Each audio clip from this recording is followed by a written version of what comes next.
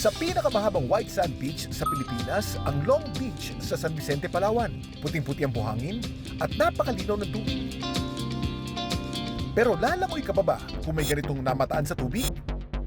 Sa drone footage na kuha ni Eric, naispatan ang tila napakaitim na lumot sa ilalim ng tubig. Gumagalaw-galaw at nagbabago-bago pang hugis. Actually, ang purpose ng drone is to capture lang sana ng Long Beach namin. May nakita ako nagkukumpulan ng and then nagpo-form siya ng ibang image. Kaya napa-wow din ako. Pero kung lalapitan, ang tila lumot na nag-iiba-ibang hugis. Kumpulan pala ng mga isda na kung tawagin sa San Vicente, tige. So, para siyang tamban. Lagi kami nakakita ng ganun. May season lang talaga. Ang tawag sa formation na ito ng tige, bait ball, na ginagawa rin ng iba pang mga isda gaya ng sardinas. Pandepensa nila ito sa mga predators gaya ng pating at dolphin. Dito kasi sa case na to, dun sa malapit sa beach area, hindi so mababaw lang.